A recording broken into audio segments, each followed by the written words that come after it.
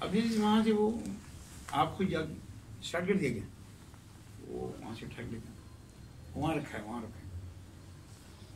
آپ بیٹھیں، آپ بیٹھیں، یہاں بیٹھیں، یہاں بیٹھیں. جہاں کرسی رکھی ہوتی ہے نا وہاں رکھا بیٹھے.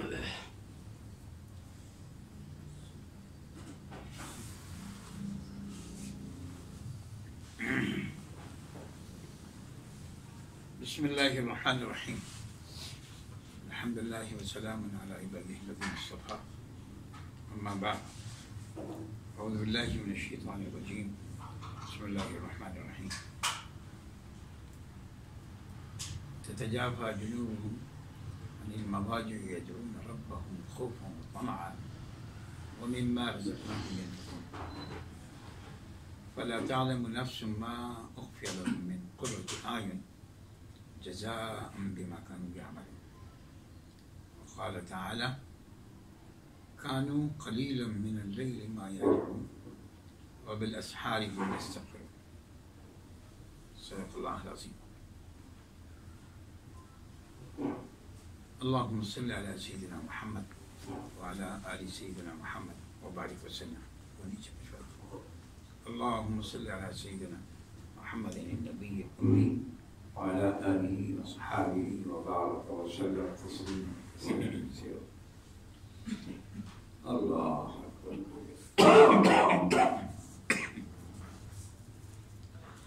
اللہ کا بہت کرم ہے، اللہ کا بہت احسان ہے.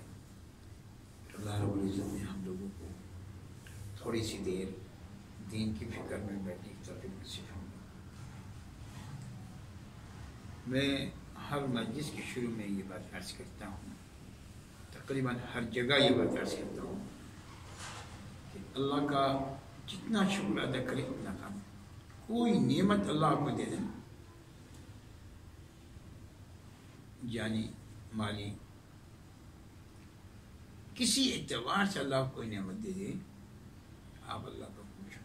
اور بالخصوص ایسی نعمت کہ مجلس ذکر میں آپ آ جائیں جہاں درود شریف پڑھا گیا. یہ وہ مجلس ہے جس کے لیے اللہ رب العزت نے روح الامین کو بھیجا محمد صلی اللہ علیہ وسلم کے پاس، اور اللہ کے رسول خود اپنے گھر میں تھے. فرمایا کہ اللہ نے کہا ہے وہ لوگ جو مسجد میں ذکر کر رہے ہیں ان کے پاس جا کے بیٹھے. اللہ کے رسول آئے اور دیکھا کہ کچھ لوگ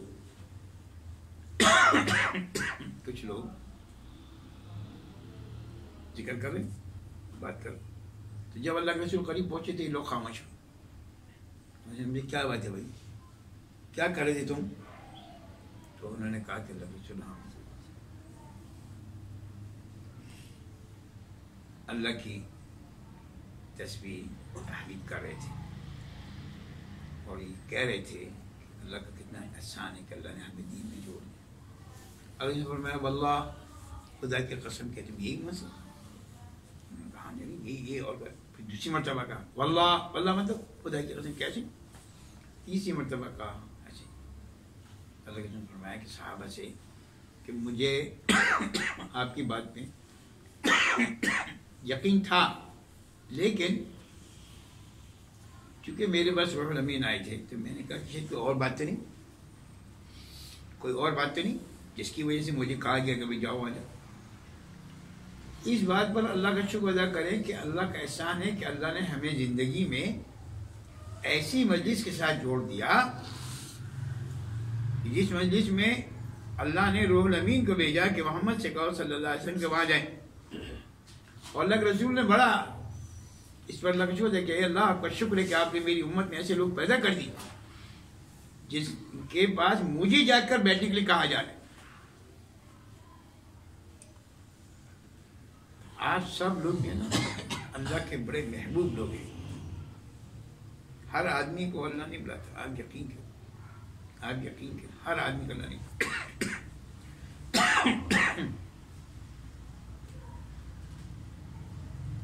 دل میں خوب الگ شکر ہے. اے اللہ آپ کا شکر ہے، اللہ آپ کا احسان ہے کہ آپ نے ہمیں بلا دیا. اللہ کا قانون یہ کہ جو آدمی جس بات کا شکر ادا کرتے ہیں اللہ اس نعمت کو بڑھائے. یہ اللہ کا قانون. لئن شکرتم لازیدنکم ولئن کفرتم. یہ بڑا عجیب مسئلہ ہے. یہ بات بھی سمجھ لیں کہ لوگ سمجھتے ہیں یار یہ تو میں روٹین کرتا رہتا ہوں, کیا ہو گیا آج آ گیا. نہ یہ میں نے کل بھی عرض کیا تھا, آج بھی عرض کرتا ہوں, آپ میں سے کوئی آیا نہیں ہے, اللہ لایا ہے. آپ میں سے کوئی بھی یہاں پر آیا نہیں ہے, اللہ لایا ہے. وما توفیقی الا باللہ.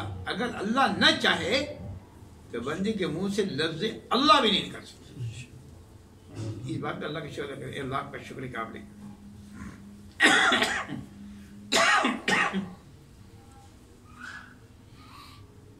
اللہ مجید کا آپ کو سب کو یقین نصیب ہو.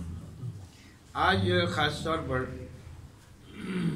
کل میں نے ایک موضوع شروع کیا تھا اور آج بھی, اور ہم میں بھی تھوڑا سا ارادہ ہے بات کرنے کا. آج کل راتیں بہت بڑی ہیں, سردی کی راتیں بہت بڑی راتیں. عشاء آج کل 7:45 بجے ہو رہی, 7:30 بجے, 7:45 بجے, 7:45 بجے عشاء ہو رہی. اور فجر جو ہے وہ بہت تاخیر سے ہو رہی, بہت تاخیر سے ہو رہی. 6:30 بجے تک, کہیں 6:40 پر ہے, کہیں 6:35 پر ہے, لیکن 6:30 تو لازمی ہے.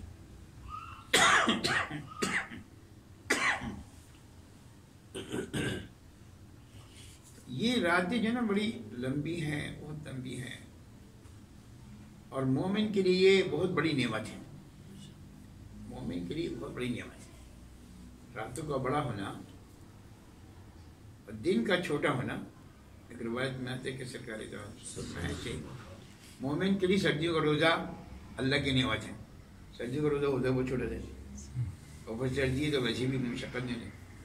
سردی میں روزہ رکھنا بھی اچھا ہے, بہت آسان ہے. آج کل کا روزہ رکھنا بہت آسان ہے, بہت آسان ہے. اس کو غنیمت سمجھنا چاہیے, اس کو غنیمت سمجھنا چاہیے. لیکن بہرحال قرآن مجید کہتے تتجافى جنوبهم عن المضاجع يدعون ربهم خوفا وطمعا ومما رزقناهم ينفقون. ایک آیت میں نے اور تلاوت کی تھی, كانوا قليلا من الليل ما يهجعون. اللہ کے وہ محبوب بندے ہیں وہ بہت رات کے تھوڑے سے حصے میں, قلیلا بہت بہت بہت تھوڑے سے حصے میں سوچتے ہیں, باقی ساری رات میں کھڑے رہتے. ہمارے ڈاکٹر عبداللہ صاحب رحمہ اللہ سے بھیج دے, وہ رات کو جاگنے کے لیے بہت زیادہ زور لگاتے, بہت زیادہ. اللہ اکبر کبیرہ, اللہ اکبر کبیرہ. اصل میں ہم اس رات کو نا کچھ سمجھ نہیں رہے. یہ اتنی لمبی رات ہمیں دے دی نا اللہ نے, ہم سمجھ ہی نہیں رہے کہ اس رات پر کیا ہوتا کیا ہے. حدیث شریف کا حکم یہ کہ اللہ آخری پہر میں نا, آخری پہر میں آسمان دنیا پر آ جاتے ہیں اور آ کے سوال کرتے ہیں, کہتے ہیں, ندا لگاتے ہیں, کوئی ہے مجھ سے مانگنے والا کہ میں اس کو عطا کروں.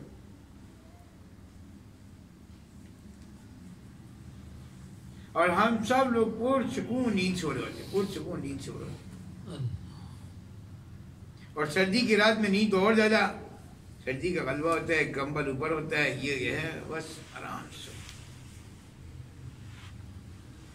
دیکھو بھائی, دین جو ہے نا مشقت سے اللہ نے جوڑا ہے, یہ یاد رکھیں. کل بھی یہ بات میں نے عرض کی تھی کہ جو آدمی جتنی محنت کرتا ہے نا اتنا پھل اس کو ملتا ہے. اور اگر دین پر لگیں گے نا آپ یقین کریں دنیا خود بخود ہی بن جائے گی آپ کی. یہ بات ہماری سمجھ میں نہیں آتا, آپ یقین کریں سمجھ میں نہیں آتا. کر کے دیکھو, کر کے دیکھو. اتنا سا کام کرو اللہ تمہیں اتنا دے گا, اتنا سا کام کرو اور یہ دنیا دے گا. آخرت تو چونکہ فلا تعلم نفس ما اخفی لهم من قرۃ اعین, اس پر اللہ تمہیں کیا دے گا وہ تمہارے گمان میں بھی نہیں ہے. کسی کا دماغ میں آیا ہی نہیں ہوگا. اور اگر وہ نعمت اللہ آپ کو دے تو آپ کی آنکھ ہی وہ دیکھنے کی تاب ہی نہیں آپ کے.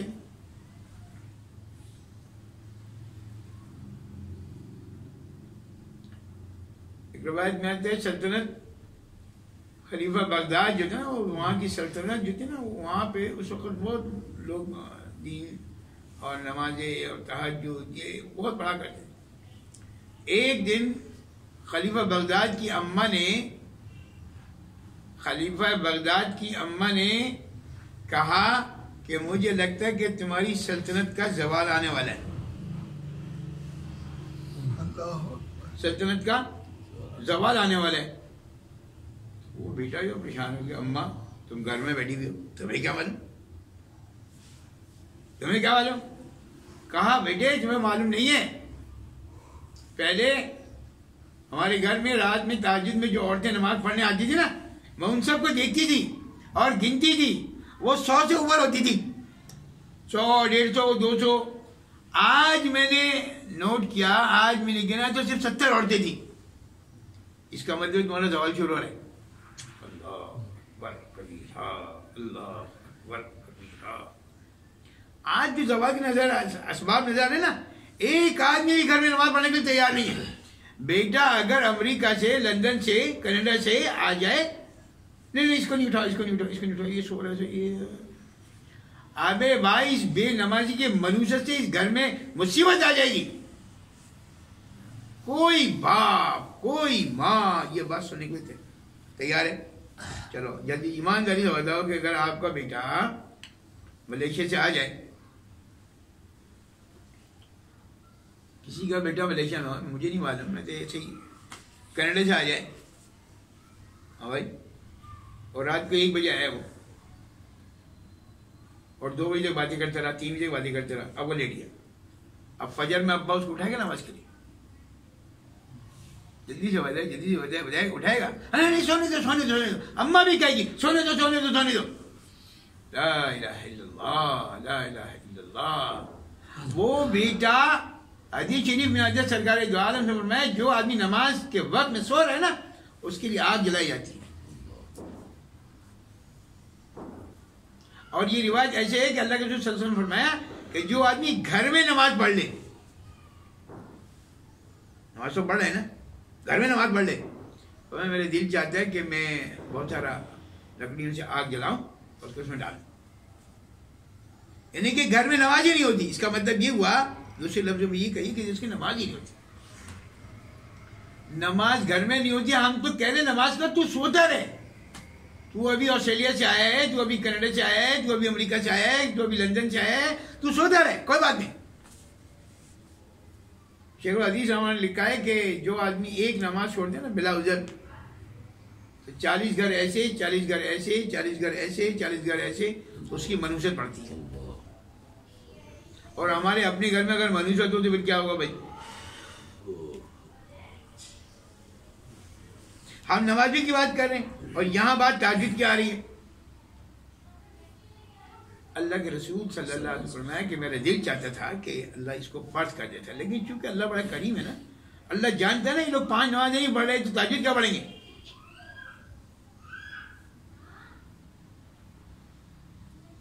ایک روایت میں آتا ہے کہ عبداللہ بن عمر رضی اللہ تعالیٰ عنہ، یہ عمر رضی اللہ عنہ کے بیٹے ہیں، یہ کہتے ہیں کہ لوگ خواب دیکھتے تھے اور وہ اللہ کے رسول صلی اللہ علیہ وسلم کے پاس آ کر صبح فجر کے بعد بیان کرتے تھے، اور اللہ کے رسول کو اس خواب کی تعبیر کی اسی وقت دیا کرتے تھے. میرا بھی دل چاہا کہ میں کبھی خواب دیکھوں اور اللہ کے رسول کو بتاؤں، لیکن مجھے خواب آتی نہیں. میں نے اس لالچ میں مجھے خواب آیا اور میں اللہ کے رسول کو بتاؤں، تمنا کرنا شروع کر دی. ایک دن ایسا ہوا کہ مجھے خواب آیا. خواب یہ آیا کہ 2 آدمی ہیں، 2 فرشتے ہیں، وہ کسی رسی کو اوپر آسمان کی طرف گھسیٹ رہے ہیں اور مجھے اس میں سے کہا جا رہا ہے اس کو پکڑ لو اوپر آنے کے لیے، اوپر آنے. اب یہ سب ہوا جب اٹھے تھے خواب آئی، ابھی میں بھی، اب یہ گئے، سب لوگ پوچھتے یہ بھی گئے، لیکن ان کو ہمت نہیں ہوئی کہ یہ اللہ کے رسول سے بات پوچھتے. تو ان کی بہن حضرت حفصہ رضی اللہ تعالیٰ عنہ جو ہے وہ اللہ کے رسول کی اہلیہ، انہوں نے اپنی بہن سے کہا کہ آپ اللہ کے رسول سے بات پوچھیں کہ عبداللہ بن عمر نے یہ خواب دیکھا میرے بھائی نے، اس کی تعبیر کیا ہے. پھر بعد میں انہوں نے اپنی بہن سے پوچھا، بھائی پوچھا اللہ کے رسول سے؟ ہاں پوچھا تھا. کیا جواب ملا؟ کہ عبداللہ بن عمر بہت اچھے ہیں، لیکن اگر وہ رات کی نماز پڑھ لیں تو اور اچھا ہو جائے.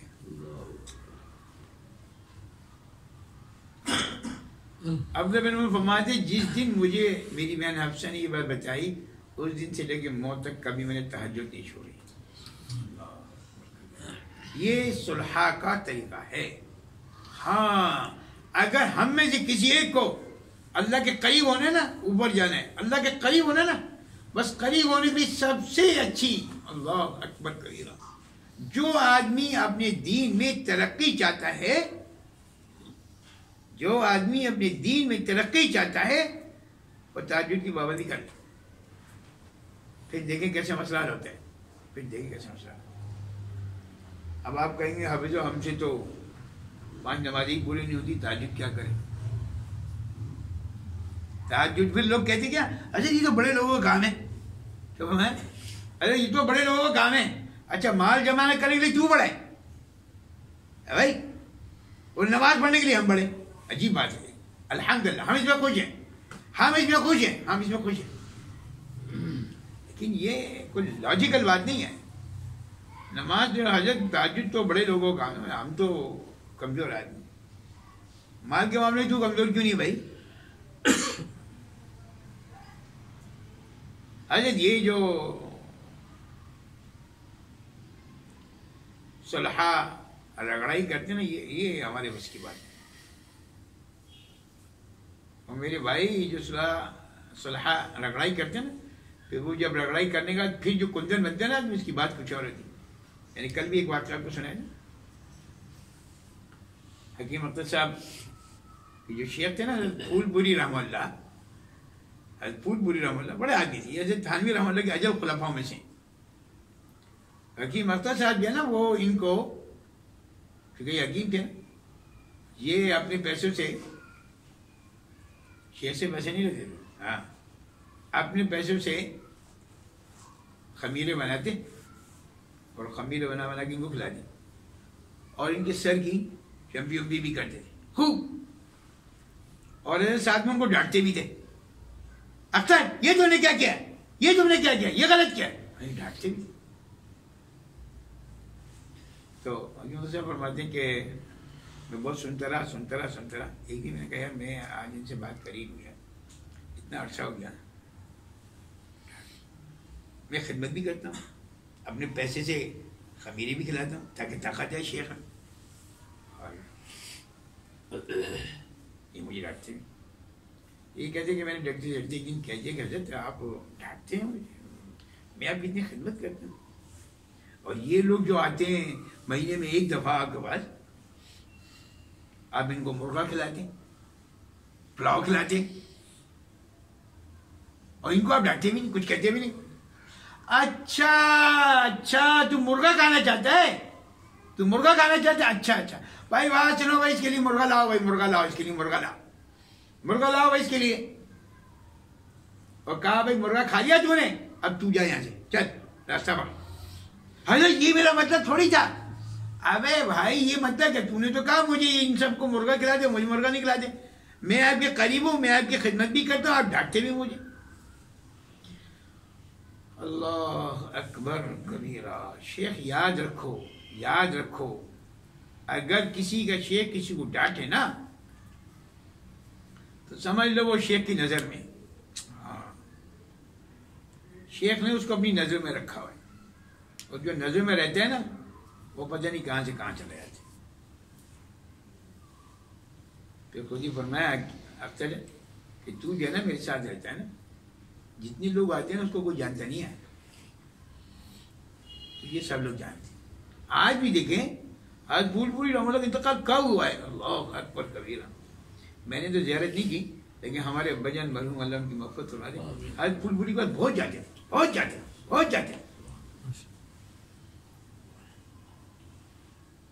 ابا جان حضرت پھول پوری آنے کا بہت جاتے تھے، لیکن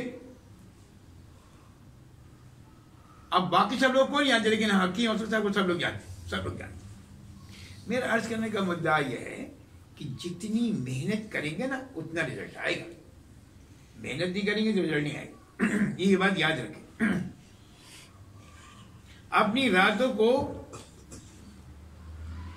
اپنے بستر چھوڑنے پڑیں گے تب جا کے مسئلہ حل ہوگا. كانوا قليلا من الليل ما يهجعون وبالاسحار هم يستغفرون. اس کی تفسیر میں لکھا کہ اما عائشہ رضی اللہ تعالیٰ نے اللہ کے رسول سے پوچھا کہ اللہ کے رسول یہ تو ساری رات عبادت کرتا رہا ہے، وبالاسحار هم يستغفرون، یہ سحر میں کہہ رہا اللہ میرے گناہ معاف کر دے، اللہ میرے گناہ معاف کر دے، تو اس نے کوئی غلط کام تو کیے نہیں، اس نے کوئی غلط کام تو کیے نہیں، اس نے سارا کام اچھا کیا ہے. فرمایا عائشہ یہ کہہ رہا ہے، اللہ مجھے بھی سمجھا دے آپ کو بھی سمجھا دے، عائشہ یہ کہہ رہا ہے کہ ما عبدناک حق عبادتک، اے اللہ جیسے مجھے عبادت کرنا چاہیے تھا میں نے نہیں کی، مجھے معاف کر دے. ہم تو نماز پڑھ کے ذکر کر کے اللہ میاں یہ کر لیا میں نے، بس جلدی سے قبول کریں، جلدی کریں آپ، مطلب اللہ میاں کو بدماشی کر رہے ہیں، اللہ اٹھائے چلو بیکار ہے، پھر کیا کر لیں گے؟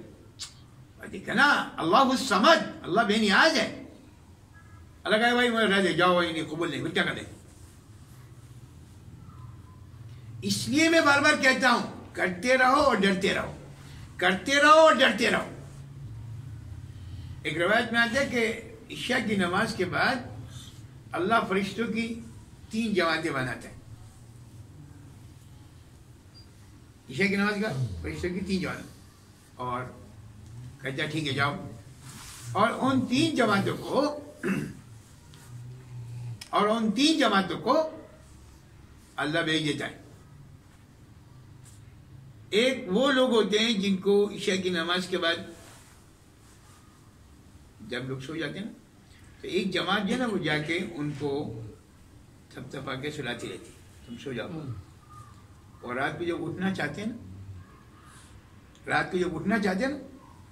تو وہ فرشتوں کی جماعت جو ہے نا ان کو سلاتی ہے، سو جاؤ، اٹھو نہیں، تم نہیں اٹھو، تمہاری شکل اس قابل نہیں ہے، یہ محبوبین کا وقت ہے، یہ مقربین کا وقت ہے، اللہ تمہاری صورت دیکھنا نہیں چاہتا، تم سو جا. لوگ یہ کہتے کہ یار میں تھک گیا تھا، میری پریشانی تھی، میں صبح سے پھر رہا تھا، میں یہ کر رہا تھا، میں وہ کر رہا تھا، اس لیے میں تہجد میں نہیں اٹھا. ہاں ٹھیک ہے تمہارا کہنا صحیح، لیکن اس کا پہلو دوسرا بھی دیکھ لو نا بھائی. اللہ تمہاری شکل دیکھنا نہیں چاہتے، اس لیے اپنے محبوبین کے وقت میں اٹھا نہیں رہے، بس تم سو جا. وہ فرشتوں سے اللہ کہتے ہیں ان کو تھپ تھپاؤ، سن. ایک دوسری جماعت ہے جو اللہ کے محبوب بندے ہوتے ہیں، ان کے پاس وہ جاتے ہیں اور ان کو اٹھاتے ہیں، اٹھو بھائی اللہ سے مانگنے کا وقت آ گیا، اللہ سے مانگنے کا. وہ اٹھتے ہیں، وضو کرتے ہیں، نوافل پڑھتے ہیں، اللہ سے دعائیں مانگتے ہیں، اللہ کے سامنے روتے ہیں، اللہ کے سامنے اپنی حاجات کو رکھتے ہیں.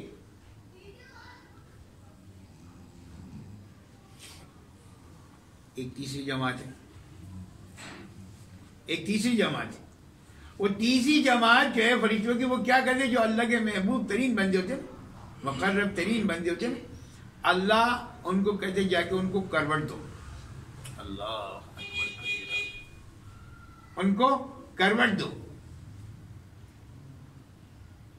اور پھر اللہ یہ فرماتے ہیں کہ اگر یہ اٹھ جائے تو بھی ٹھیک ہے، اور اگر یہ نہ اٹھے تو بھی ٹھیک ہے. جی اللہ اکبر کبیرہ. ان کو کروٹ دو کہ یہ اٹھ جائے، اگر یہ اٹھ جائے تو بھی ٹھیک ہے، اور اگر یہ نہ اٹھے تو بھی ٹھیک ہے. ہمیں ان کا سونا بھی عبادت ہے. اللہ اکبر کبیرہ، اللہ اکبر کبیرہ. ان کا اس لیے کہ دن بھر یہ لوگ کام کرتے رہے. ہم نے اپنے شیخ رحمہ اللہ کو دیکھا، اللہ اکبر کبیرہ، اتنی مشقت حضرت کرتے تھے کہ میں آپ کو بتا نہیں سکتا. لیکن سفر میں آپ یقین کہ میں کئی دفعہ حضرت کے ساتھ رہا، اسلام آباد، لاہور، ادھر بنگلہ دیش میں، لیکن تہجد سوال ہی پیدا نہیں ہوتا، سوال ہی پیدا نہیں ہوتا کہ حضرت نے کبھی چھوڑی. مجھے تو کبھی یاد نہیں.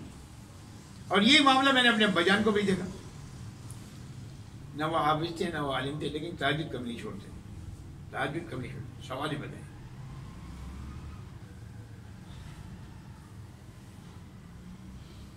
اللہ ان بھائیوں کہتے ہیں ان کو کروٹ دو، اگر یہ اٹھ جائیں گے تو بھی ٹھیک ہے، نہیں اٹھیں گے تو بھی ٹھیک ہے. ان کا سونا بھی عبادت ہے. ہم لوگوں کو اشکال ہوتے ہیں یار یہ کیا مسئلہ ہے، یار یہ تو کوئی بات ہی نہیں ہوئی. میں آپ کو اس کی ایک مثال دیتا ہوں چھوٹی سی، شاید اس سے بات واضح ہو جائے. ایک آدمی کارپینٹر کو آپ نے اپنے گھر بلایا کھانے کام کرنے پر.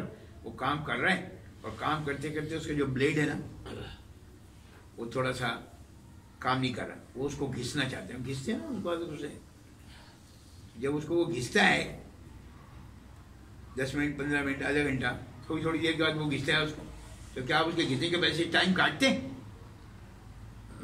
بھائی وہ تمہارے کام میں ہی تو سویا ہے، تمہارے کام میں ہی تو اس نے کام کو کرنے کے لیے تو اس نے. اللہ فرماتے ہیں یہ جو بندے سو رہے ہیں نا، اصل میں یہ سو اسی لیے رہے ہیں کہ ان کو اٹھ کے پھر میرا کام کرنا ہے. تو ان کا سونا بھی عبادت ہے. اللہ اکبر کبیرہ، اللہ اکبر کبیرہ.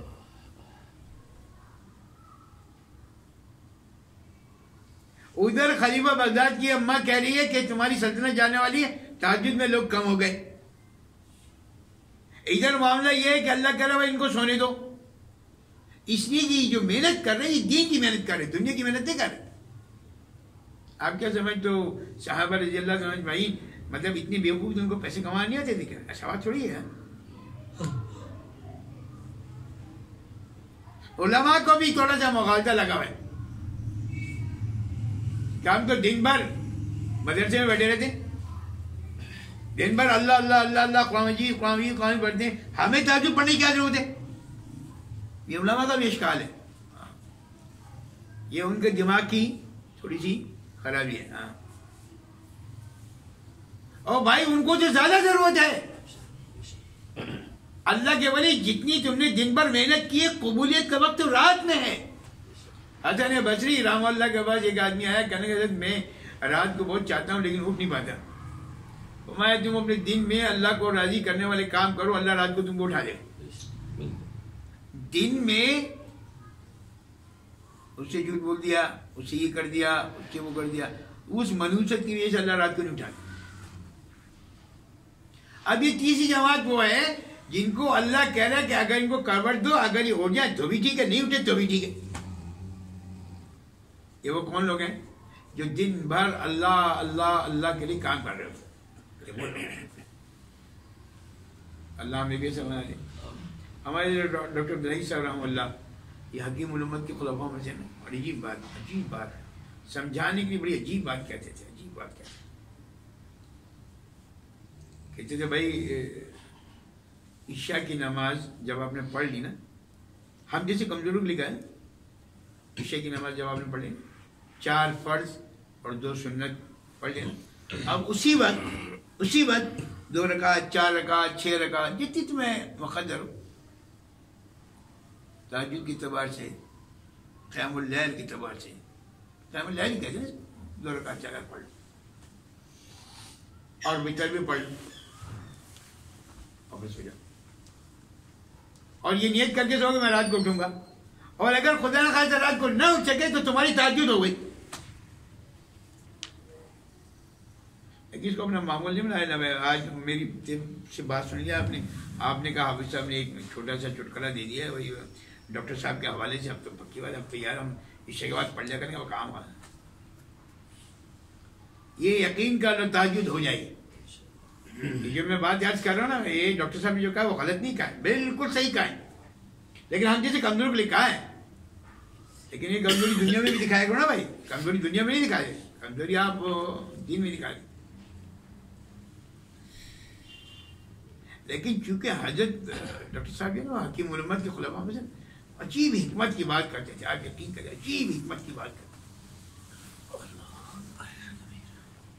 حکمت کی بات کیا کرتے تھے کہ تم رات کو یہ کر کے سو جاؤ، جیسے شیطان تمہیں ادھر ادھر گھماتے پھراتے تو فرماتے تم بھی اپنے نفس کو تھوڑا سا گھمایا پھرایا کرو۔ کیسے طریقہ بتایا حضرت نے، ڈاکٹر صاحب نے طریقہ بتایا، وہ آپ کو بتا رہا ہوں، شاید آپ میں سے کوئی کرنے لگے نا تو کام رہے گا اس کا۔ تمہارے کہ تم نیت کر لو کہ میں رات کو تہجد پڑھوں، نیت کر لو، اور پھر رات کو اگر کسی وقت آپ کی تمہاری 3 بجے 4 بجے 5 بجے آنکھ کھل جائے، کبھی شام کی حاجت ہو گئی، کبھی کچھ اور حاجت ہو گئی، بس یہ تقاضے لگے یا تقاضے نہیں، بس اسی آنکھ کھل گئی تو لیٹے لیٹے ہی یہ کہا کرو اے اللہ تہجد پڑھنے کا ارادہ ہے لیکن کمبل چھوڑنے کو جلدی چاہ رہے ہیں، سردی جا رہے ہیں، اللہ تم مجھے نماز پڑھنے کی توفیق نصیب فرمائے۔ بس لیٹے لیٹے اتنا سے کہہ دو، اتنا کرنے میں کیا ہے، نہ آپ کو اٹھ کے جانا ہے نہ کچھ کرنا ہے، اتنا کہہ دو اے اللہ میں تہجد پڑھنا چاہتا ہوں، اے اللہ تم مجھے اس کی توفیق نصیب فرمائے۔ بس اب ہمارے اگر تم نے یہ بھی کہنا شروع کر دیا نا رات کو تو اللہ ہر دعا کو قبول کر دیں۔ اللہ خود کہہ رہے وقال ربکم ادعونی استجب لکم، مجھ سے مانگو میں دعا قبول کروں گا۔ اب ہمارے کہ اگر تم نے یہ دعا مانگنا شروع کر دی نا تو انشاءاللہ اللہ تمہیں تہجد پڑھنے کی توفیق نصیب فرما دے۔ یار اس سے زیادہ اور کیا آسانی ہو سکتی ہے بھائی، اور کیا آسانی ہو سکتی ہے؟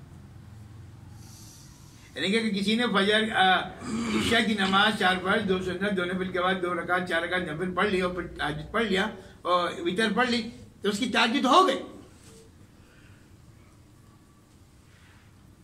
پھر خود ہی حضرت نے اپنے واقعات میں ایک بات عجیب لکھی ہے، فرمایا کہ میری عمر 80 سال سے زیادہ ہو گئی۔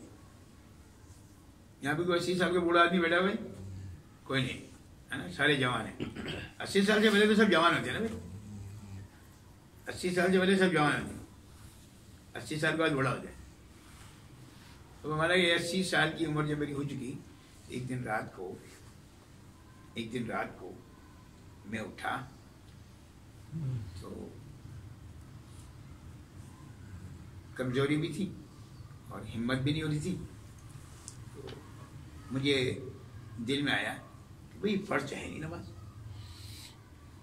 اور میں بوڑھا ہوں تو لازم بھی نہیں، اگر میں نہیں بھی پڑھوں گا تو بھی کیا ہے، اللہ میں مجھے ماریں گی تھوڑی۔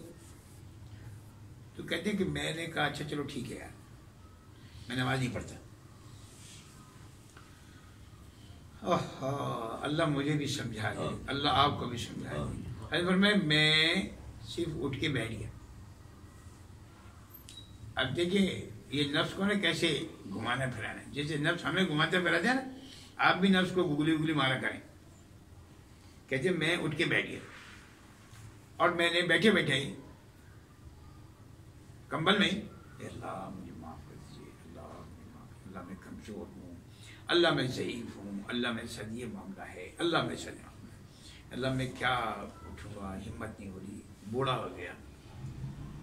یہ دعا کرتے کرتے میرے دل میں خیال آیا کہ میں نے خود ہی کہا اب بھائی دعا تو مانگ ہی رہا ہے، اگر وضو کر کے مانگ لی تو اچھا ہو جائے گا۔ بھائی دعا ہی مانگی ہے نا، نماز نہیں پڑھنی دعا ہی مانگی ہے نا، تو وضو کر کے مانگے تو اور دوسری پاور آ جائے گی۔ تو کہتے میں اٹھا اور میں نے وضو کر لی اور آ کے پھر دوبارہ بستر میں بیٹھی اور پھر دعا مانگی، اور پھر دعا مانگے اللہ میں کمزور ہوں، اللہ میں ضعیف ہوں، اللہ میرا دل تو چاہتا ہے تہجد پڑھنے کو لیکن کیا کروں۔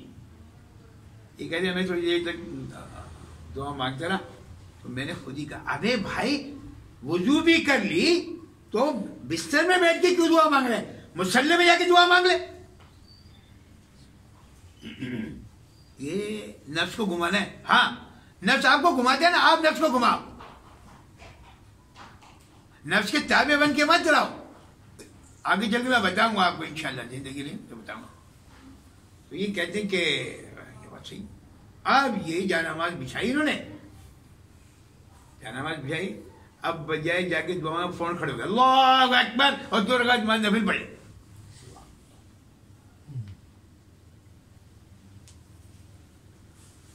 ہر ڈاکٹر صاحب فرماتے ہیں یہ حکمت کی بات میں کوئی کر نہیں سکتا. آپ یقین کریں، میں آپ کو سچ بتا رہا ہوں، یہ حکمت کی بات یہی بڑے لوگ کر سکتے ہیں، ہمارے بس کی بات نہیں. نفس کو کیسے تیار کرنا اس بات پر کرنے کے لیے. دل کبھی بھی نہیں چاہے گا، یہ بتا دوں میں آپ کو، دل کسی کا نہیں چاہتا. دل کے لیے محنت کرنی پڑتی تب جا کے مسئلہ حل ہوتا ہے. اور محنت کیا کرنی پڑتی ہے کہ دل بن جائے. ایک بزرگ تھے حضرت بابو جی رحمہ اللہ، بہت بڑے اللہ والے، ہم نے سنا کہ یہ بڑے مستجاب الدعوات تھے. پیر ذوالفقار صاحب دامت برکاتہ نے فرمایا کہ ہم نے اپنی زندگی میں بہت دفعہ دیکھا کہ جس کے لیے ان سے جا کے دعا کروائی نا تو 3 دن میں اس کو سرکار دو عالم صلی اللہ علیہ وسلم کی زیارت ہو گئی. 3 دن میں سرکار دو عالم صلی اللہ علیہ وسلم کی زیارت ہو گئی، یا 3 راتوں میں، مطلب 3 دن 3 راتوں کا نظر ہو جائے. یہ کہتے ہیں بابو جی رحمہ اللہ فرماتے ہیں، عبداللہ بابو جی رحمہ اللہ فرماتے ہیں کہ اگر تم یہ چاہتے ہو کہ تمہاری موت آسان ہو جائے، تمہیں قبر کا عذاب نہ ہو، تو نسخہ بتا دیتا ہوں. فرمایا تم کثرت سے اللہ کا ذکر کیا کرو، کثرت سے اللہ کا ذکر کیا کرو. جو آدمی کثرت سے اللہ کا ذکر کرتا ہے اللہ اس کے اوپر سے 2 چیزوں کو ختم کر دیتا ہے. نمبر 1، موت کے وقت اس کو کبھی پیاس نہیں لگتی، اور دوسرا یہ کہ اللہ قبر کا عذاب اس کے اوپر سے ہٹا دیتی. اللہ اکبر. کون چاہتا ہے بھائی بتاؤ کس کو پیاس نہ لگے؟ بتاؤ کون چاہتا ہے؟ کوئی ایسا آدمی ہے جو یہ نہیں چاہتا ہوگا؟ اگر کوئی چاہتا ہے کہ اس کی موت سکون سے ہو جائے، اور اگر کوئی یہ چاہتا ہے کہ اس کو قبر کا عذاب ختم ہو جائے، تو اس کو چاہیے اللہ اللہ اللہ کثرت سے کیا کرنا.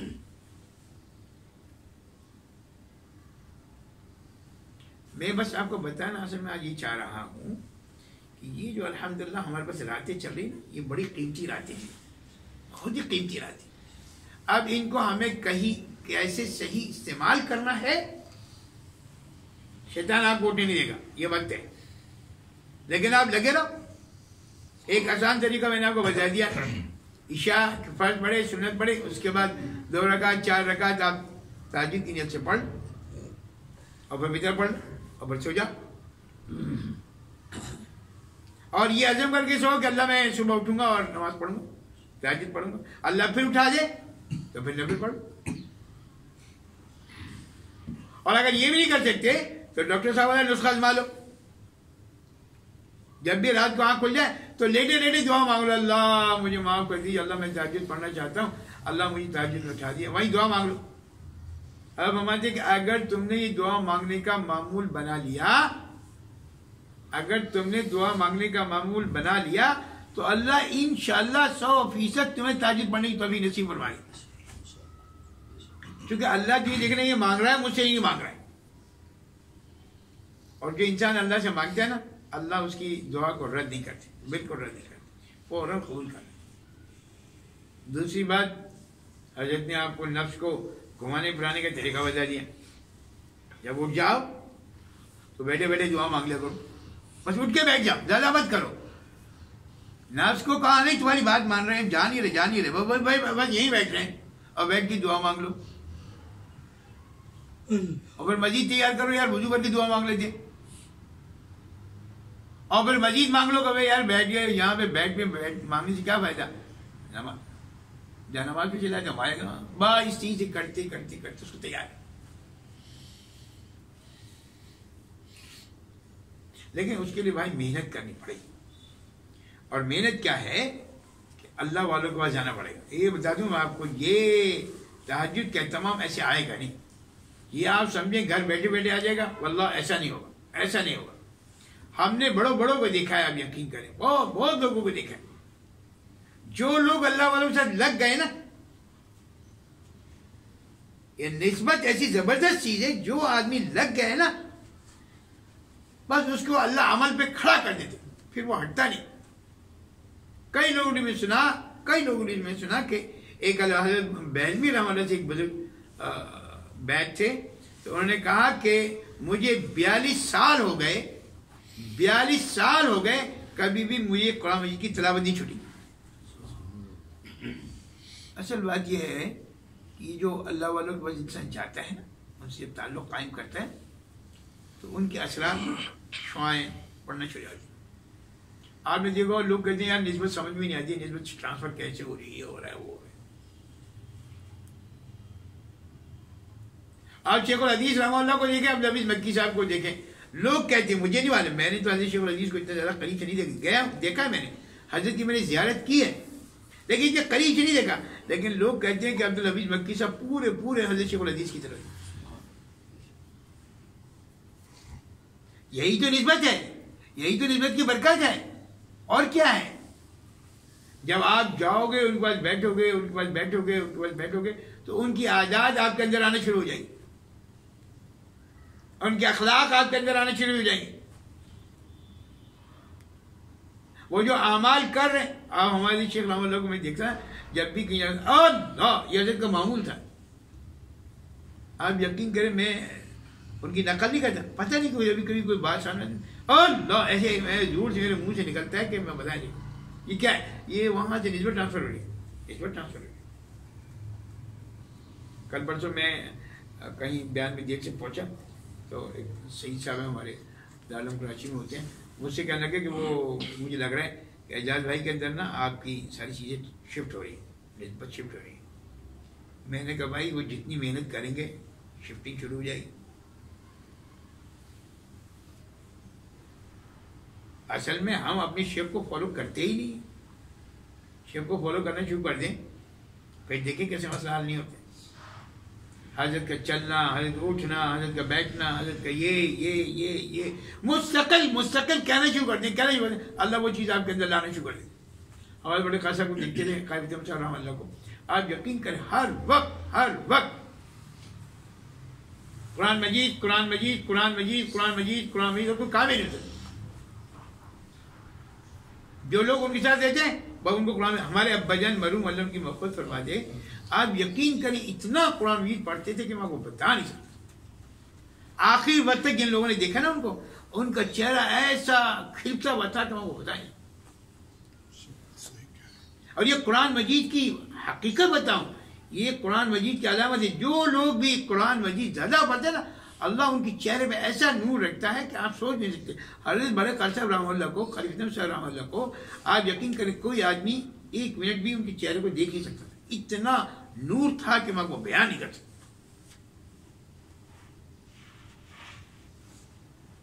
خیر، آج بس میں ایک بات یہ عرض کرنا چاہ رہا تھا، خاص جو میرا موضوع تھا، خاص بات میں عرض کرنا چاہ رہا ہوں وہ یہ ہے کہ یہ راتیں سردیوں کی بڑی لمبی ہیں۔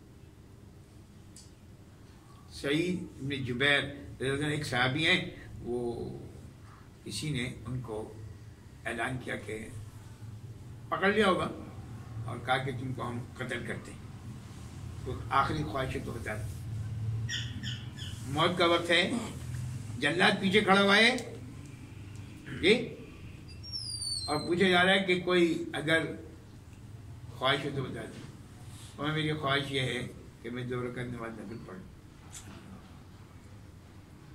آپ سوچیں کہ ہمارے پیچھے جلاد کھڑا ہوا ہو ہماری گردن اتارنے کے، ہمارے لیے چاہے گا؟ ہم کہیں گے؟ اس نے اجازت دی کہ جو نماز پڑھ لو۔ انہوں نے جلدی سے 2 رکعت نماز نفل پڑھی اور نفل پڑھ کے آگے۔ اس نے پوچھا بھائی تم نے جلدی کیوں پڑھی؟ کہا دیر بڑی اس لیے لمبی اس لیے نہیں کری کہ تو یہ سمجھے گا کہ شاید موت کے خوف سے انہوں نے نماز کو چھوٹی کر دی۔ اللہ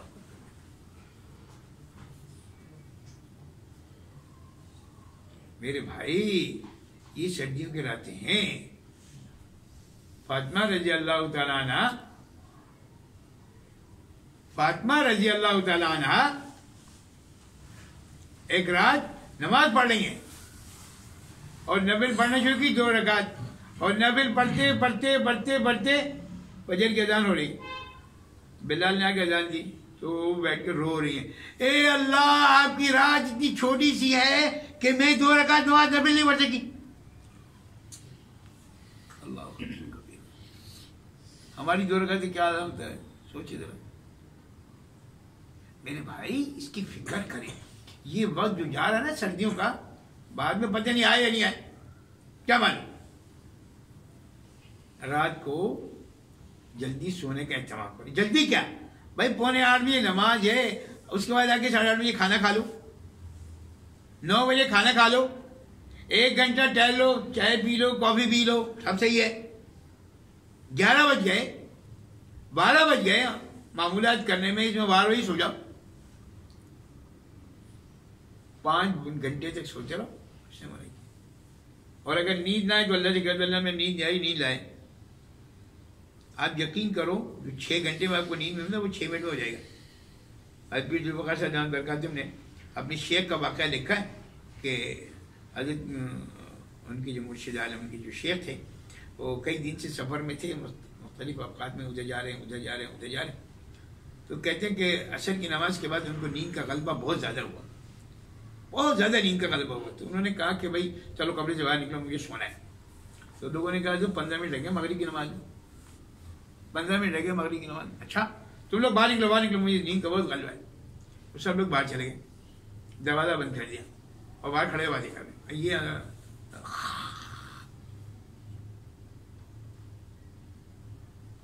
پھر کہتے ہیں مجھے خواب آیا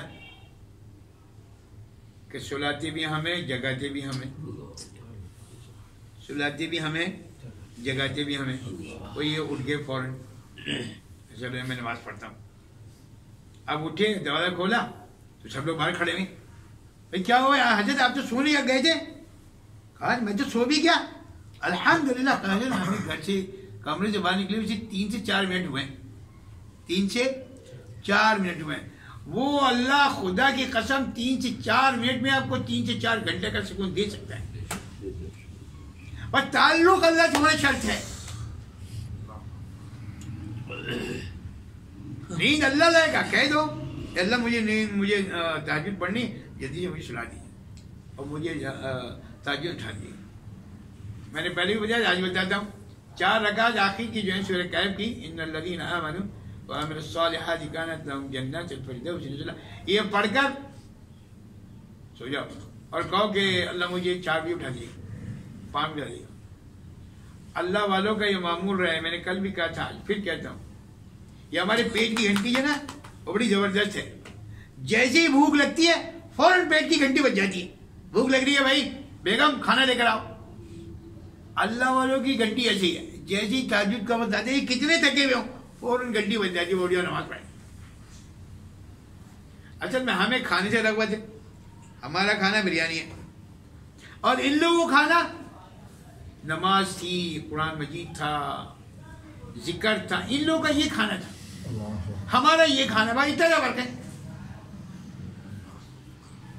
عثمان غنی رضی اللہ عنہ فرماتے ہیں کہ میری سمجھ میں نہیں آتا کہ لوگ قرآن مجید شروع کرتے اور ختم کیے بغیر کیسے سلام پھیر لیتے. مجھے تو اتنا مزہ آتا ہے قرآن مجید پڑھنے میں، سورہ بقرہ شروع کرتا ہوں تو ختم ہوگا آل عمران شروع، پھر نساء شروع، یہ پھر جب تک کہ میں پورا قرآن، میری تو سمجھ بھی نہیں آتا لوگ کیسے چھوڑ دیتے. ہمیں قرآن مجید پڑھنے میں مزہ ہی نہیں آتا.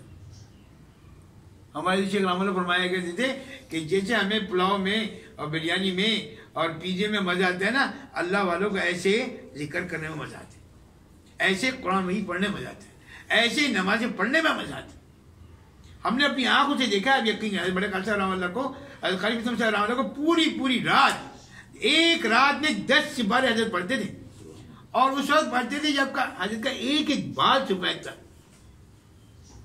70 سال کی عمر ہے اور اللہ اکبر کہہ کھڑے ہوئے 10 سپارے حضرت تراویح پڑھتے تھے. اور 3 دن میں قرآن مجید ختم اور 4تھے دن پھر شروع. 1 مہینے میں 10 قرآن مجید پڑھتے تھے 1 مہینے میں، اور وہ تھکتے بھی نہیں تھے. عجیب بات ہے، تھکتے بھی نہیں. ان کو کیسے مزہ آتا تھا. ہمیں اصل میں قرآن مجید کا مزہ لیا ہی نہیں ہے. قرآن مجید سے محبت کرے نا، پھر آپ کو مزہ آئے گا. آپ کو اپنی نوکری سے محبت ہے، آپ پوچھو کسی سے یار میں تو کیا 9 سے 5 ٹائم تھا لیکن وہ شفٹ والا نہیں آیا تو مجھے رکنا پڑ گیا، رات کی 11 بجے اور صبح 9 بجے پھر ہی آنا ہے، 12 بجے میں ابھی آیا ہوں، ابھی گھر پہنچا ہوں اور صبح سارے نہیں، ایسا نہیں ہے. آپ کو پیسے کمانے میں مزہ آتا ہے، ان کو قرآن مجید پڑھنے میں مزہ آتا ہے.